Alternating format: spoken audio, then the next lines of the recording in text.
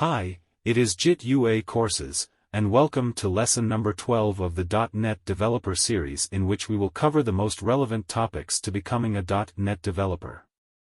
So hit the subscribe button and bell to see new videos on our channel. Okay, let's go.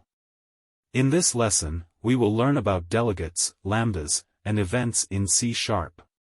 If this sounds interesting to you, don't hesitate and hit the like button. Delegates. A delegate is a type that defines the signature of a method and is used to hold a reference to one or more methods that share the same signature. Using delegates, you can call methods and pass methods as arguments to other methods. A delegate is a reference type. Delegates are similar to function pointers in C++. In simple words, the delegate does not do anything himself, but knows who can do it, and transfers this work to him.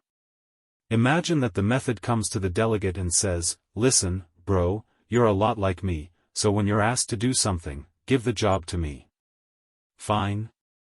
And the delegate does exactly that, it passes the work to that method. And there can be many such methods, and they can get into a queue, and then the delegate will give work to all of them in turn. Another method can come and quickly reassign the delegate to yourself, saying to the type, "Forget about others, now all the work is for me."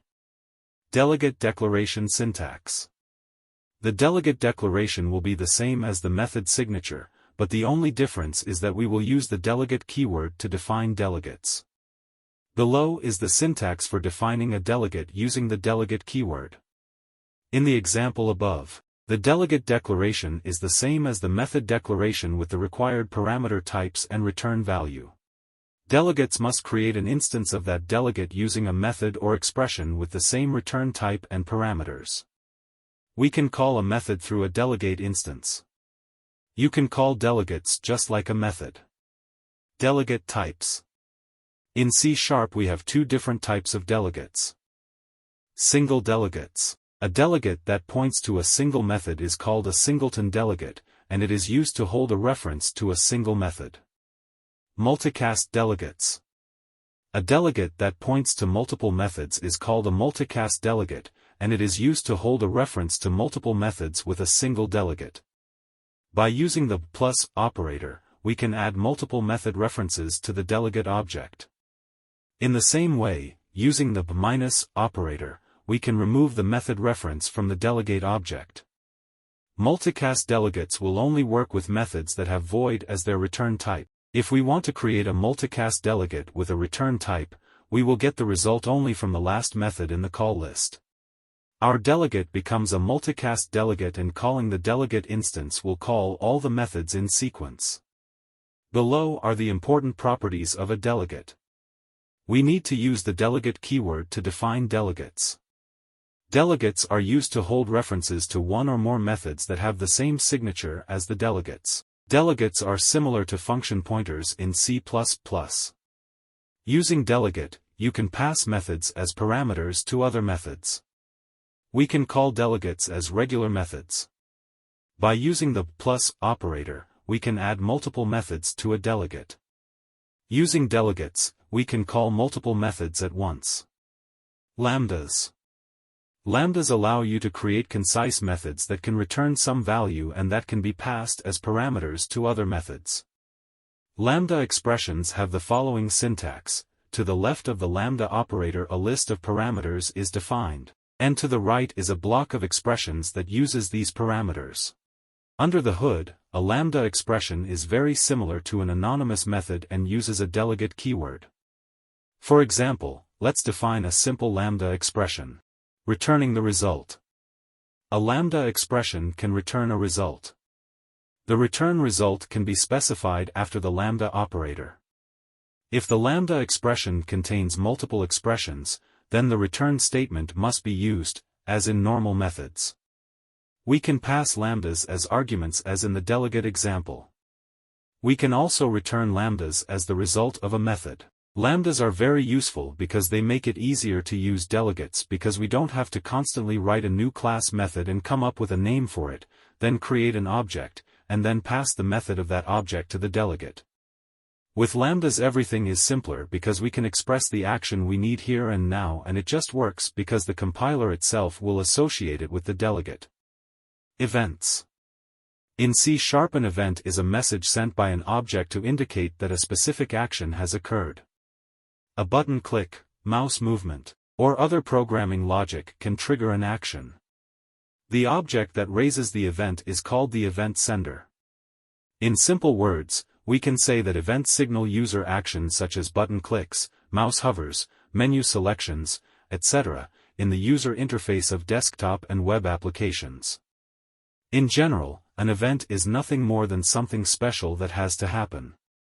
For example, Microsoft or Google will hold build or keynote events to announce their new features or products. They will notify users of their events via email or advertisements. Here, Google or Microsoft is the publisher that hosts, or creates, the event, and users become subscribers to be notified of, or host, the event. Events will follow the same pattern and include a publisher, subscriber, notification, and handler. Events will allow a class or object to notify other classes or objects when something special happens.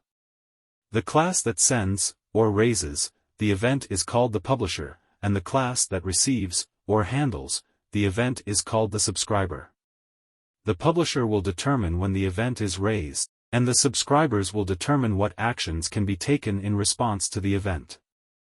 An event can have multiple subscribers, and events that have no subscribers will never fire. A subscriber can handle multiple events from multiple publishers. Event declaration.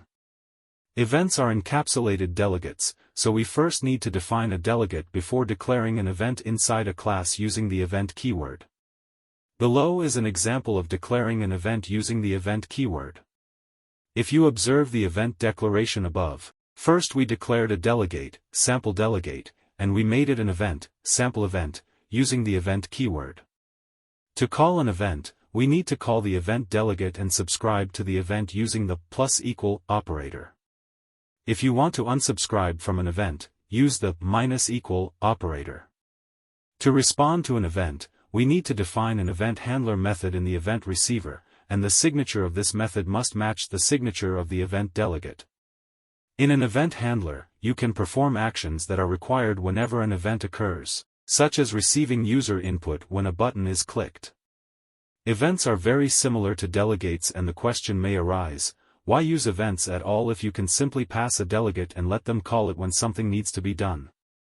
However, the problem is that using delegates directly in such notification scenarios is dangerous. After all, any class that wants to use our delegate can simply override it and we will lose all subscribers. The use of events does not allow this to be done and protects the delegate from its distortion. A user class can only subscribe or unsubscribe, but it cannot affect other classes. Event overview. Following are the important points that we should remember about events. Events are used to allow a class or object to notify other classes or objects about an action to take place. To declare an event, we need to use the event keyword with a delegate type.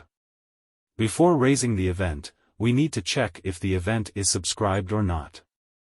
By using the += operator we can subscribe to an event, and by using the -= operator we can unsubscribe from an event. To call an event we need to call the event delegate. To respond to an event, we can define an event handler method in the event receiver, and the handler method must have the same delegate signature in the event. There must be subscribers to raise events, otherwise, they will not be raised. An event can have multiple subscribers, and a subscriber can handle multiple events from multiple publishers. If an event has multiple subscribers, then the event handlers are called synchronously when the event occurs. The publisher determines when an event occurs, and the subscriber determines what actions are performed in response to the event. In the .NET framework, events are based on the event handler delegate and the event args base class. This is all for this lesson. Thanks for watching. Hope you enjoyed it.